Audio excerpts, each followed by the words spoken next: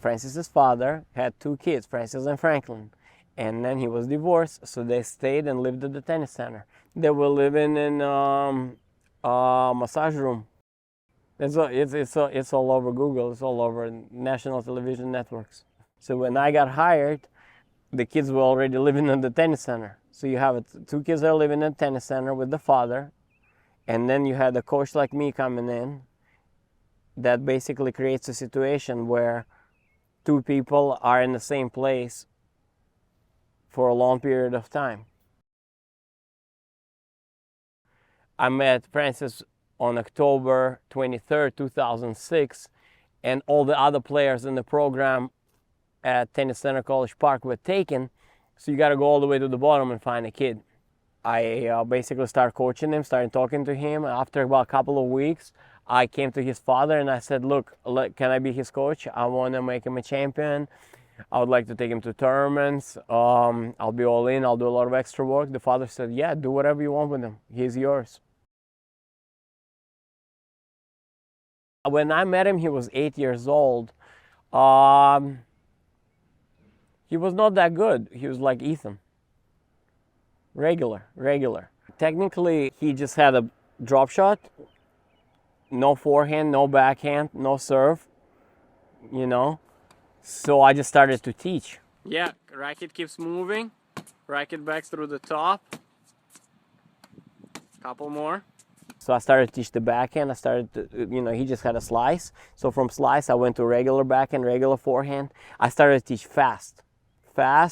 And I started with technique, fundamentals, grips, and then we started to hit a lot of balls. So we did angles for about 3-4 years, almost every day. Then for 2 years, we did weapons. Then another 2 years, we served. We served every single day at 7 in the morning. I picked him up early. We went to the tennis court. Before everybody got there at 8, we were already serving for an hour. Then we did clinic, then we did match play, then we did fitness. We did about 5 hours of tennis a day, about 7 days a week, for 9.5 years straight. On weekends we did tournaments. During the week we worked on technique and we competed in the afternoons. And then he started to improve really quick because we're doing so much tennis. By the time he was 10, he was one of the best players in 12s. End of 11, number 1 in America. But we're talking each week counts. You're talking about 10,000 of hours to get really good at something. We were at 1,000 hours by like 6 months. Just put in hours.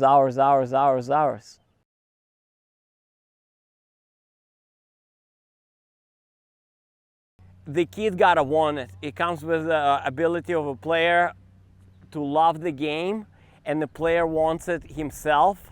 It's not done for me, it's not done for his parents. He knows that's what's gonna take him to the top, and that's what's gonna make his life better eventually, whether he goes to college or he goes professional. Basically, it's how much you want it, it has to come from your heart. I coached Francis Tiafoe for 10 years, and there were a lot of days and times when he was lazy and he wasn't pushing himself, but I was pushing him to get the most out of him. What he had was a hunger and a desire to compete, and he wanted it badly. So when we went to tournaments, that transitioned. Me feeding balls, me pushing him, that transition. I was able to give him the tools, forehands, backhands, ground strokes, weapons, and those tools in a combination with hunger, desire, and work ethic, that's what took him to the top. Hunger is important because not having something and your parents not having something, and then the parents cannot give it to you, and they might never get that, and then you see that. I came from Russia in '98 to America all by myself. I couldn't speak English, and then my dad gave me $60, and that's it. And that's it. And I went on the plane, and I came to Miami. I landed in Miami, and in Miami, my brother was supposed to meet me. He lives in California, so thank God he was already in America, but he flew over to meet me, but his flight was late or he got dropped off a different gate. So I got out and I was there and I was sitting there with my luggage crying, and I was 15. I couldn't speak. Everybody spoke Spanish. I didn't speak English. I just spoke Russian. I just sat there and waited. Back then there was no cell phones. I couldn't call. So I just sat there and waited. He gave me some phone number of a friend to call. He didn't pick up. I did not know what to do with myself. And then eventually, like, I think 3 hours later, he came in and he put me in the tennis academy. Back then, I had a partial scholarship there. Rick Macy, and even at that point, that was still 1998. It was $1,600 a month. So that's a lot. So we're talking about $1,600 a month in 1998, and that was after scholarship. A lot of kids here, even now, the parents don't want to even pay $1,000 a month. You know, a lot of Americans are in debt, and basically most of them are, about 95% of them. Only 5% doing well. And then if you're asking them to pay for lessons, then you got to pay for travel. You got to pay for everything. Even here, it's close to impossible. And this is number one economy in the world. If you're talking about the guys in Brazil or guys in Italy, it makes it extremely difficult. So what we had to do in our situation, we first had to get there in terms of tennis and start winning. And we both had the same dream. My dream, I was short, so I came, I played academy, I got a full scholarship, and I went to University of Maryland on the scholarship. I played tennis, and as soon as I was done with college, I went into coaching, and my dream was to go to Grand Slams. I wanted to be in the locker room with pros, Agassi, Sampras, those were my favorite. And then the only way I would get to the locker room is if I'm coaching professional tennis. So I needed to make somebody to that level so I can go to US Open, so I could have a credential. I never had a credential. I wanted one. I would go to Miami Open and then try to sneak into the back and then be in a locker room with players. And then in Russia, we went to a tournament and they had free food. And during communism Russia, in the 90s, there was no food in supermarkets, no food on the street. I stood in the bread line on Saturday for 2 hours to get a loaf of bread, and then I turned around and stood another 2 hours to get milk. So that's 4 hours, okay?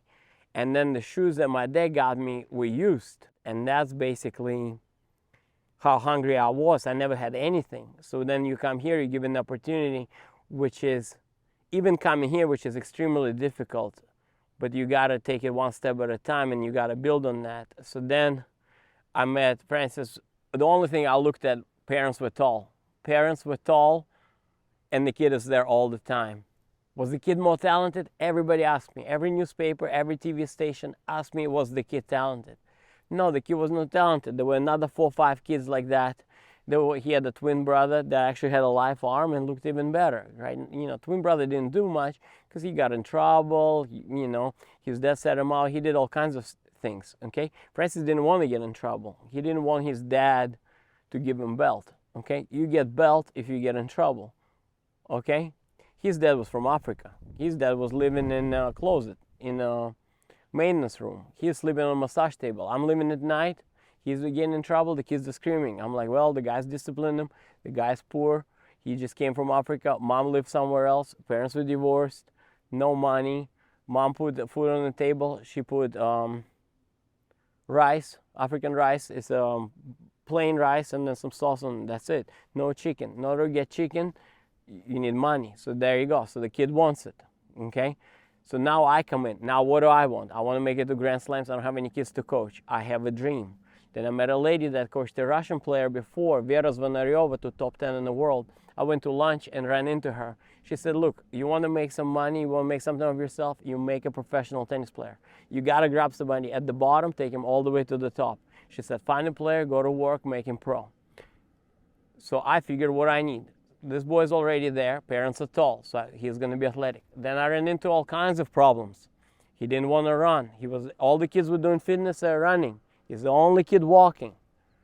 Jump rope. For 6 months, he could not do 2 jumps. He make 1 jump, he cannot get the second jump. I got goosebumps right now talking about it because that's how crazy it was. From there to top 10 in the world, could not do a jump rope. We're talking about push-ups. Push-ups were like this. And then people say talent is everything. There's a book, talent is overrated, book talent code, there's no talent. There's talent, but you gotta nurture it. It's gotta come out, you gotta work, you gotta do specific things, there's deliberate practice and everything. You see? Now we're running into problems of money. You have an African American kid, 99% of them or so, I mean, they cannot possibly afford private tennis lessons or travel to tournaments. Then you have to travel. I mean, back and forth. You gotta eat. You gotta pay entry fees. You got shoes.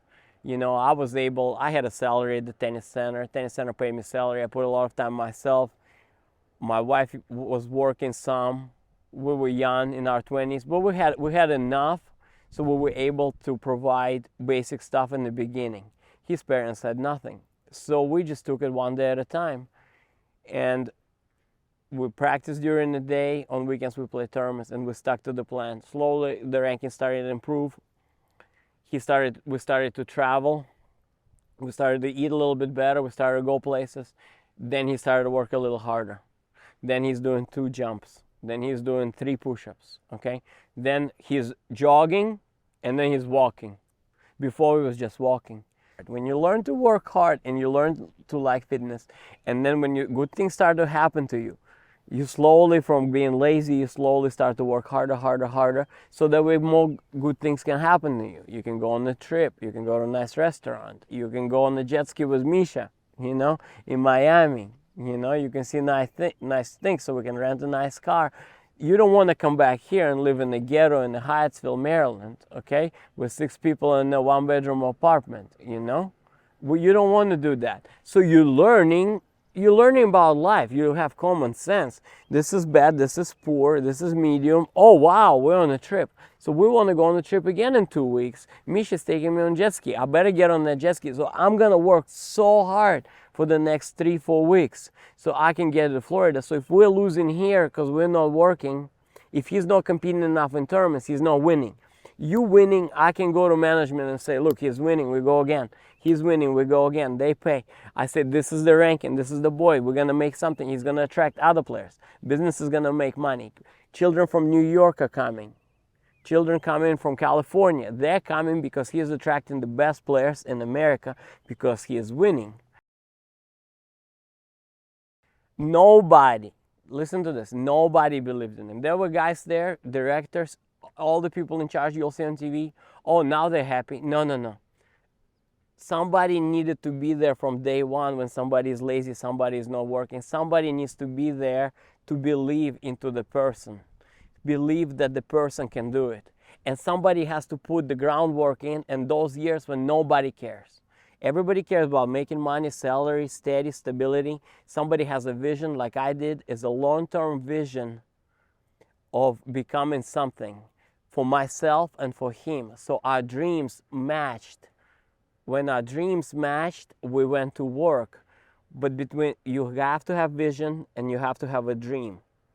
And then you visualize, like Kobe Bryant said, and then you're going to become what your dream hopefully is. And usually it happens, but you have to go for a very, very long period of time. You're going to lose, you're going to have bad days.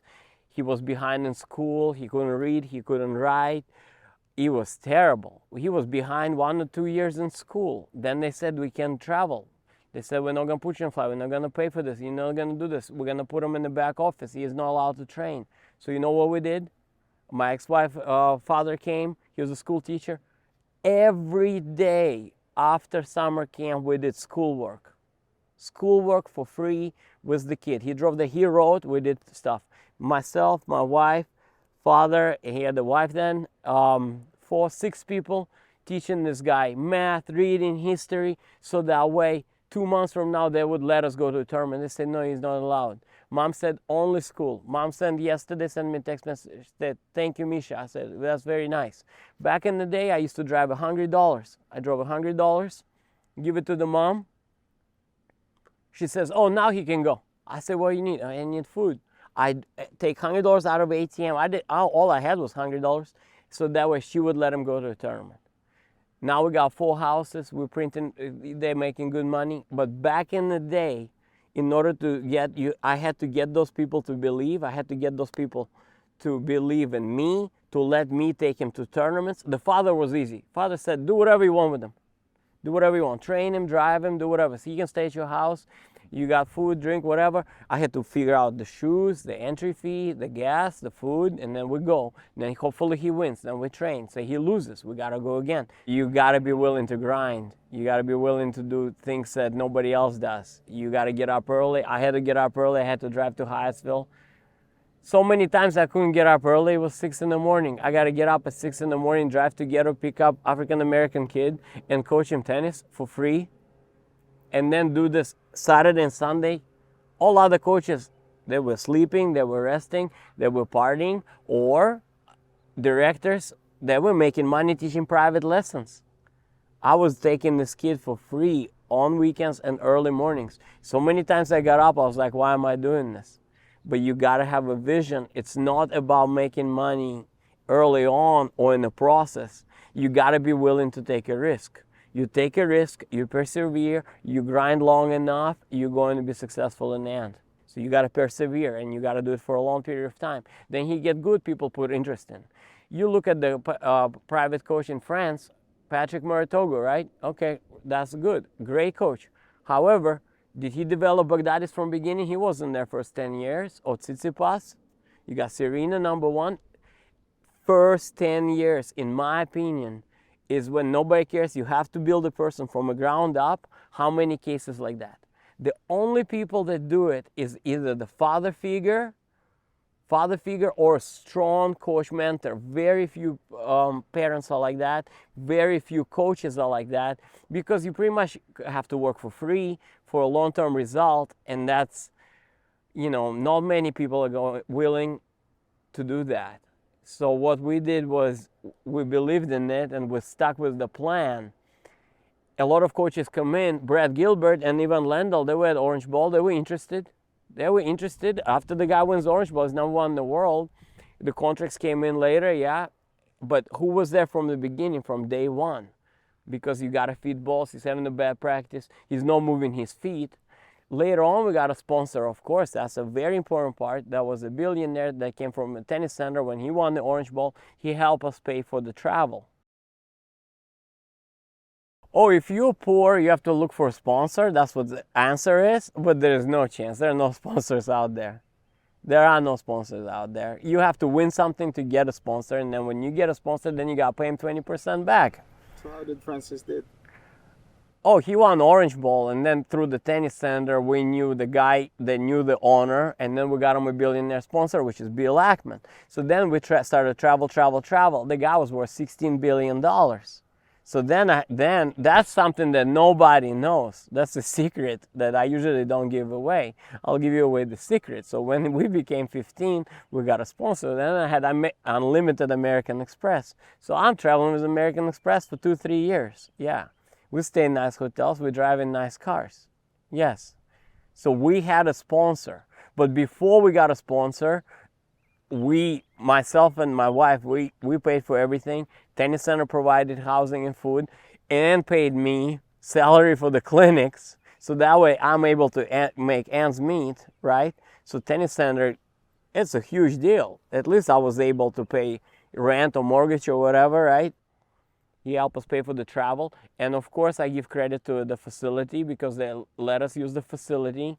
And for the clinics that I coached, not the private coaching, they paid me for the clinics. But the clinic had 4 to 6 kids, 8 kids in it, so he was one of them. When you already have a person that lives on the tennis court 7 days a week, 24/7, that's it. So then all I had to, and that's my job. So I'm already there 6 days a week too, 45, 50 hours a week. So you combine 2 people living at the tennis court for 10 years, something good's gonna happen. To be a coach, you need to have long-term vision and you need to put some work into somebody early on. And you have to have desire, drive, like I said, passion, dream.